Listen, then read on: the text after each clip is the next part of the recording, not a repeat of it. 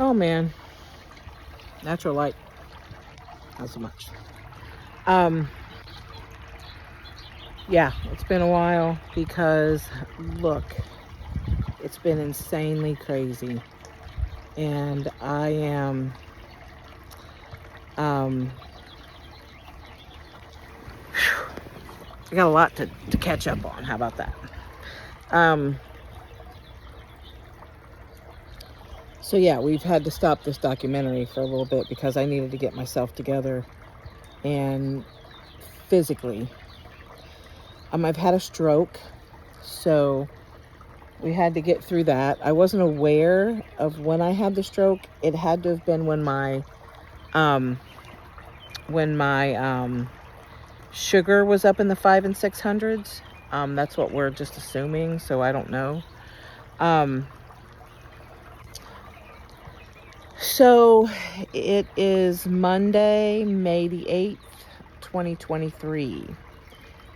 When we go back and look at this, I am this week taking time to prepare for a major surgery on Friday morning. I had an ERCP, gosh, a few weeks ago. Actually, it's been only a couple weeks ago, maybe 3.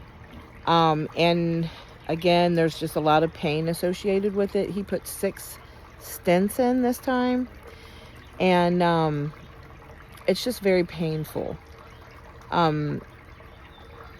So he apparently didn't like what he saw when he went in there. So I was called into the transplant center last Monday, I believe. And on last Friday, I got a call from the transplant center making the pre-op appointment. So I pretty much knew, as the doctor that did my ERCP kind of told us, that, you know, we're probably heading towards surgery. So I didn't really grasp that. I didn't really take that and process it at all. At this point in time, I'm like, yeah, what's another surgery? It's a couple more holes in my stomach, whatever. Well, that is not the case. So I go into the transplant office, and I actually saw the same surgeon that did my transplant. So Dr. Quillen did my transplant, and he will also be doing this surgery. So he took a look at my incision. I go in there with a very positive attitude, thinking, they're just going to, whatever they do with the ERCPs, they always put me under anesthesia. I'm going under anesthesia every 2 or 3, 4 months, and it's just not good for me. So, and I'm thinking they're just going to go in and do a special ERCP or something that's going to, help me not have to have any more ERCPs or any more stents, right? So I go in there, positive attitude, all excited and happy. And then I realize he has me lift up my shirt to look at my incision. He said, yeah, I'm going to have to open that all the way back up. At that point in time, my energy changed, because that's a pretty big incision. So basically, he has to go up, he has to go in, open my transplant incision all the way back up, and he has to do what's called a biliary reconstruction. So he's going to take some of my small intestine, from what I understand, and he's going to reroute it, the bile duct, or reconstruct it somehow with some of my small intestine. So I'm not sure exactly what it is. I don't know. I trust him because he's the one that did my transplant. We kind of knew that this was going to be a possibility, but at the time that the liver came through, when I got the call, he they did obviously tell me that it was Hep B positive liver. When I got to the hospital, I was told that there could be a mismatch in the duct size, and I still accepted the liver. I needed to accept the liver. I was days away from death. So their first priority at that time was making sure that I stayed alive, and whatever complications we deal with later. The important thing was that we saved my life at that point in time, because I was one of them Walking Dead people. So the deal is, that water fountain is really loud, isn't it? Yeah. So what's going to happen is, Friday I go up to UC in Clifton, Friday the 12th, and we're gonna have a surgery. He says it's going to feel very similar to when I got my transplant. The only difference is there's no steroids. So the steroids made me feel great. Oh, hey, I feel great. You know what I mean? And this time I'm going to feel a little bit more pain, and the recovery time might be a little bit slower. And it's just going to feel very similar. And it's obviously going to look very similar. The only difference is I'm not getting another organ put in me. This liver hasn't had a chance to fully show its full potential. 2 reasons. Number 1, I have liver disease again.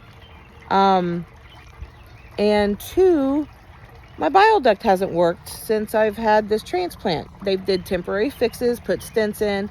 I was good for 2 or 3 weeks, and then the stent, then there would be pain or bile gunk, and there's a bunch of issues that come with that. So I haven't been feeling great. I've been kind of down, lethargic, tired, and now I'm going to go get it fixed. So hopefully this is my last time under anesthesia for a long time, because I'm tired of being put to sleep. I'm tired of hospital stays. I'm just pretty tired of it. So we're going to go in Friday, and we're going to have this major surgery, and we're going to be in ICU. I'm going to be in ICU for 2 or 3 days, they say. Very similar to when I had my transplant. And then I will go to a regular room and probably be in the hospital 5 to 7 days. Y'all, if you know me, you know I'm going to be walking them halls to try to get out of there. Do what I can. But I'm just kind of still in shock. I really haven't processed it 100%. I don't really feel good about going through those things, coming home with drain bags and going through it again. I feel like I'm going through this whole transplant again, and he's saying it's going to be a similar type of feeling. It's going to be a similar type of recovery. Not happy, but we have to do it. That way, the first time after transplant that I needed an ERCP, they went in, he put in 1 stent. And then the next time I went in, he didn't put in any stents. He took that stent out, looked okay, so he didn't put another one in. Then I got super sick. I wasn't feeling well. So I had some pain. There was a lot of other things that were going on. So he was like, let's go in there and look. Went in there and looked. He put 3 stents in. And that was the 3rd one. And then we went to go change those out 4 months later. He put 5 stents in, I believe. And then, no, he put 5 stents in, and then he went back in a couple months later. There was only 4 stents. We lost one. So that one's still in my small intestine, just hanging out. And then he went in, took those out, and they were awful gunky. I'm on this medicine called Urosidol, and it helps keeps the sludge out. So he's changed my prescription on that. And then he went in and put a metal stent, and then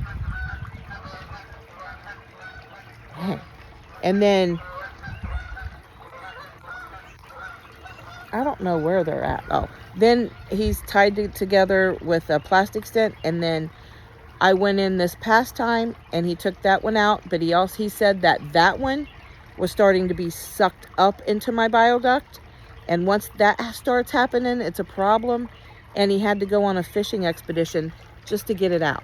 So he put in 6 stents after that, so I now currently have 6 stents. It is not comfortable. It hurts. It hurts. It is not comfortable. That combined with this new medication I'm on for my diabetes, he's put me on, for my diabetes, I take, my Lantus, I take 45 milligrams in the morning.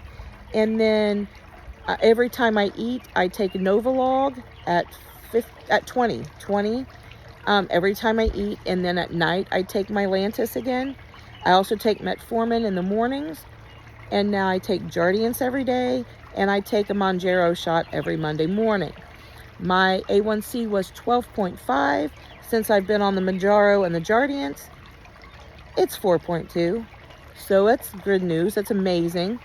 And so I'm able to go through this surgery because my sugar's down and my weight's down.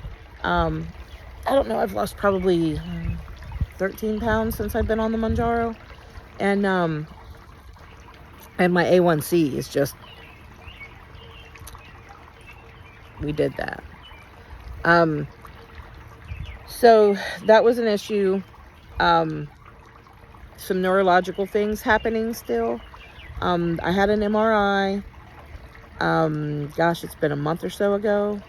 I've been called into the neurologist's office where, again, we got to talk about this stroke. Now we kind of understand why I'm really weak on my left side. I really can't hold a jar. I'm a little shaky still, but I'm still having some speech issues and some memory issues.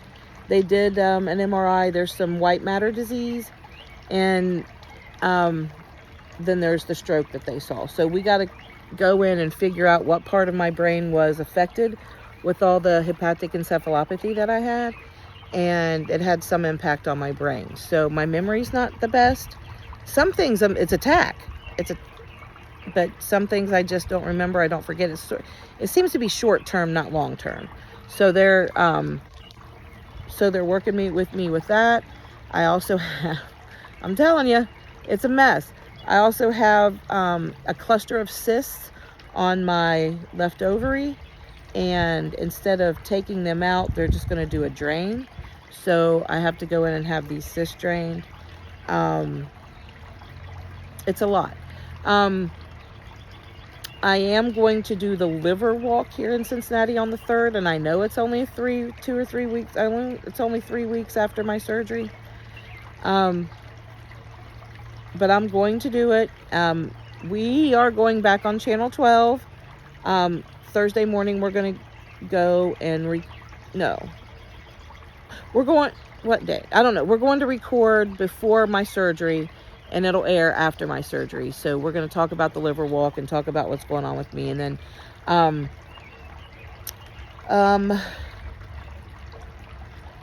I think that's it for catching everybody up. I don't know. That's not enough. It's enough.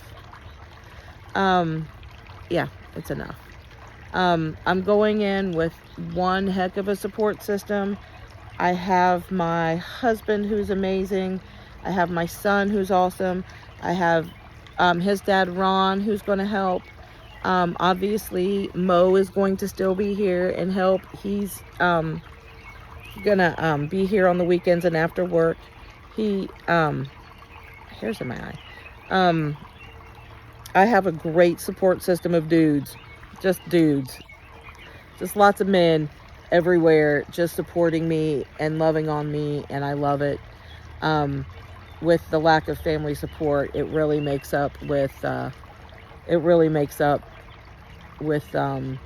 not having the support of your biological family. So it just really helps knowing that there's people out here who love me and who care enough about me to be here and to watch me go through this and to help me go through this.